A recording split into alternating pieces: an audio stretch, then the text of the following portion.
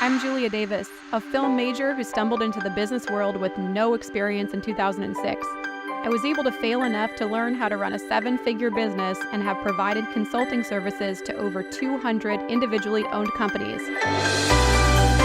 Through this podcast, I hope to provide some perspective on the growth and grit it takes to accomplish big goals and share some hard lessons I've had to learn along the way.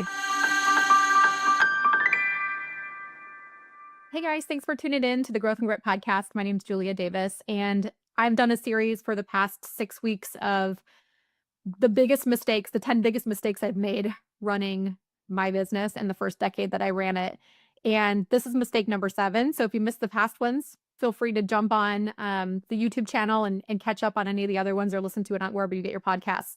And hit subscribe if you want to keep getting these in the future and these are helpful to you and your teams.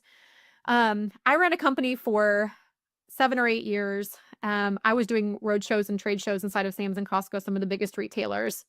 And at one point, I was running 19 different trade shows and road shows in those locations in Dallas, Texas. And that means I had 19 different products. I had 19 different teams. I had 19 different displays, all those things. And it was a lot to coordinate for sure. And I had to hire and develop a lot of people in order to do that at the peak of my career when I was managing that level of people. And the 7th mistake I want to talk about that I really made early on and learned a hard lesson from this was not firing people fast enough. I learned over the years, this was not a quick lesson. This was like a long and painful lesson. I learned that productive people will be productive from the beginning. Unproductive people will be unproductive from the beginning. Like an adult shouldn't need a conversation twice or 3 times on being on time. An adult shouldn't need a conversation 3 or 4 times to like stay motivated and like do the job, right? If the job is clearly laid out and the expectations are clear, because this isn't always the case, right? If your expectations are clear, the job is clear, all that stuff is clear, everything is mapped out, then a highly productive person or even just an average productive person won't need to be continuously reminded to stay on task. And I am delusionally optimistic as a human being. So, which has worked in my favor in a lot of cases. And I think if you're going to be an entrepreneur, you are like slightly delusionally optimistic. Like you think everything is going to be great all the time. And when it's just a train wreck, you're like, oh, but tomorrow it's going to be better. And I think this is like very normal for any entrepreneur to think this way. So, this is so just bear with me here. But I used to believe like wholeheartedly that somebody was like just sorely mistaken. I was like, well, they haven't been productive for like this week, but like they normally are. Or like I would justify bad behavior. I would justify being late all the time. I would justify all this stuff. Now, if somebody was a high producer and just had like an off week, like, okay. But usually they would get back on track like so quickly. What I'd waste a lot of time with is expecting and hoping that people would change.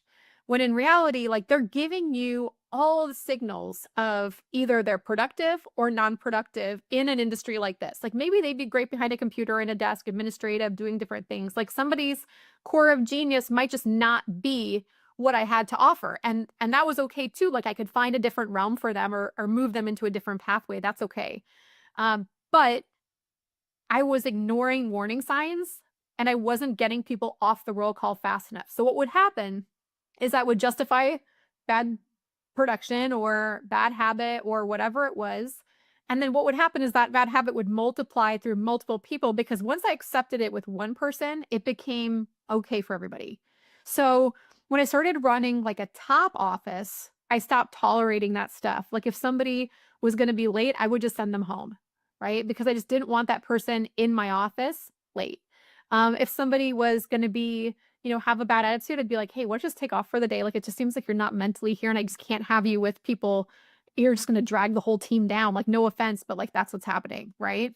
I wouldn't do that when I was a new owner. I was like, oh, but surely like I know they need money and they want to go in the field. And I would kind of let them tell me like what they needed or wanted to do versus me taking control as a leadership person and saying, look, if you're not meeting this expectation and you're not positive and you're not doing this, like, I just can't have you out there. And I like you. I think you're great, but we just can't have you out there if you're just drooping around all day. It's not fair to the team.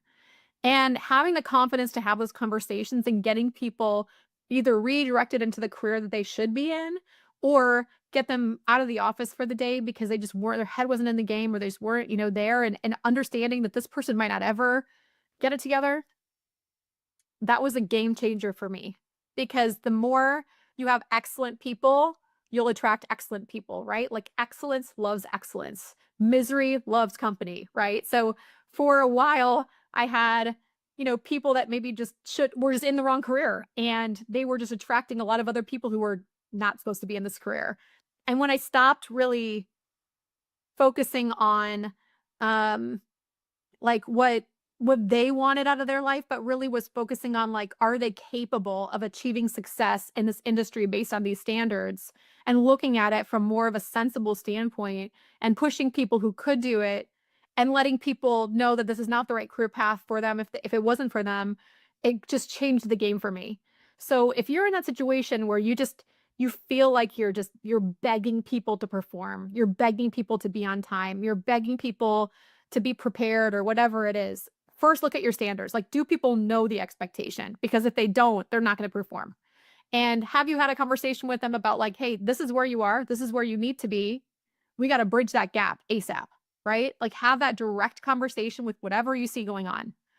And then if they're not willing to meet that or they're just not performing, well, now you've set the expectation, you've had the conversation, you've got to get them off your roll call and move them to something else or a different position entirely or just onto a new career because it's just unfair to keep somebody employed in a business that you don't think they're going to succeed at.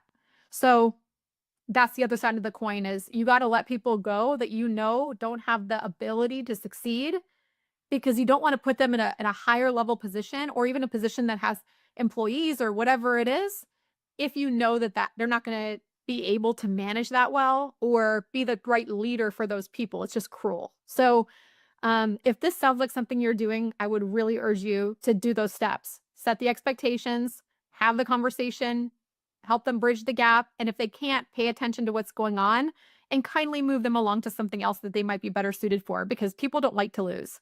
So if they're losing day over day in your business, they're just probably in the wrong industry.